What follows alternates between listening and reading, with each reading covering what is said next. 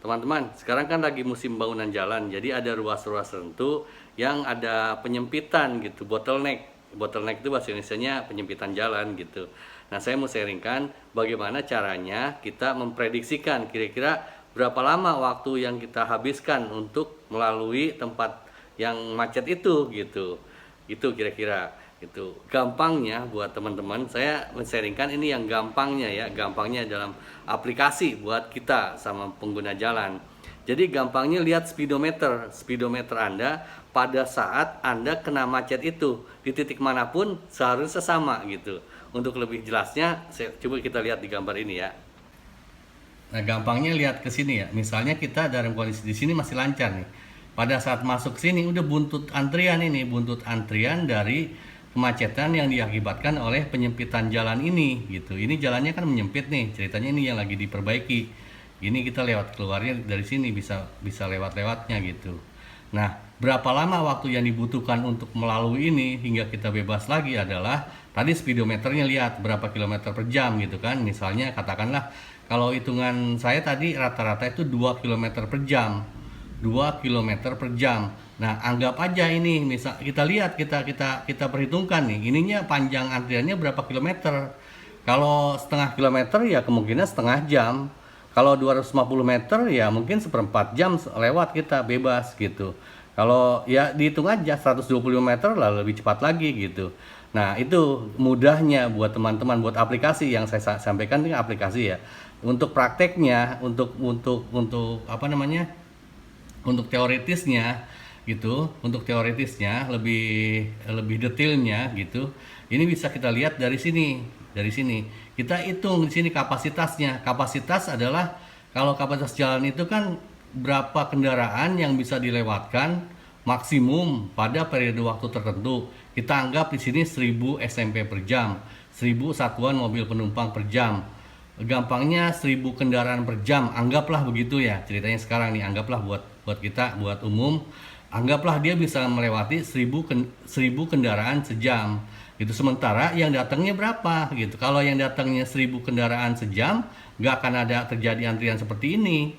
Akan terjadi antrian jika yang datangnya itu melebihi dari kapasitas ini, kemampuan maksimumnya, kemampuan maksimalnya 1000, yang datang misalnya 1001. Saya contohkan sini 1200. Maka kalau contohnya 1200 ya gampangnya gini aja, 1000 dikurangi 1200 balik 1200 dikurangi 1000 kan 200 kendaraan, berarti kemungkinan ada 200 kendaraan yang bakal antri gitu untuk melewati ini. 200 kendaraan berapa kilometer 200 kendaraan itu, atau berapa meter 200 kendaraan itu, tinggal dikali panjang kendaraan sama gap antar kendaraan, panjang antar kendaraan antar ini sama ini, nggak mungkin kan mepet-mepet deket banget kan gitu. Anggaplah ini kendaraan tuh yang normalnya 5 meter, ini 5 meter, satu kendaraan 5 meter. Jadi kalau 200 kendaraan per jam yang datang kemungkinan gitu. Sementara panjang kendaraan anggaplah sudah sama gapnya itu 5 meter. 5 kali 200 berapa itu? 1000 meter, berarti 1 kilometer kemungkinannya. Kalau satu lajur ya, kalau dua lajur dibagi dua berarti sekitar 1000 dibagi 2 berarti 500 meter, kira-kira begitu gampangnya itu ya. Nah, saya yang jelaskan barusan itu kan untuk aplikasi di jalan, untuk praktek gitu, untuk prakteknya gitu. Untuk detailnya, untuk teoritisnya, kalau teman-teman ingin lebih mendalami itu bisa lihat di ininya David Levinson. David Levinson itu dia pakai shockwave analysis, analisis gelombang kejut itu bisa gitu, atau pakai analisis teori antrian itu bisa dua, atau bisa pakai aplikasi lain, pakai ini kayak pakai aplikasi Visum kayak begitu bisa gitu. Terus satu lagi yang saya pengen sampaikan ke teman-teman, biasanya gitu ya kalau di antrian kita ini dua antrian nih, jadi satu gitu, dua, seharusnya di sini sama di sini itu sama kan kecepatannya, kita mau ngambil kanan atau ngambil kiri itu sama seharusnya.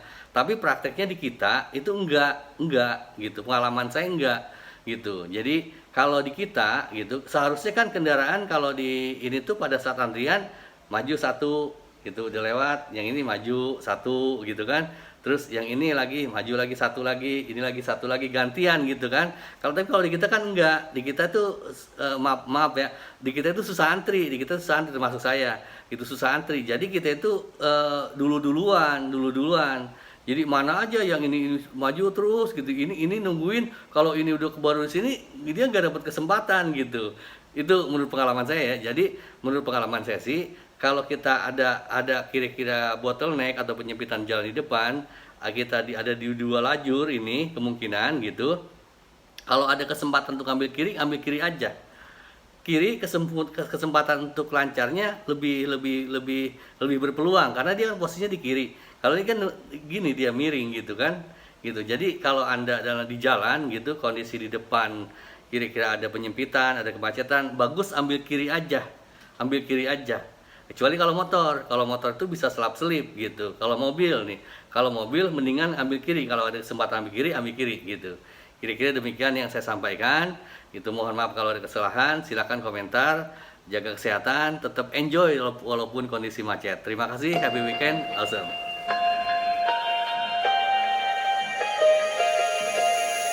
I don't know if I'm changing over. In the moonlight I can't kill this feeling sober. So I start to come alive. I don't know what starts to control me. I let it go, another soul that's underneath. I don't really care about this all. It's the fall that kills me. With our back against the wall, just feel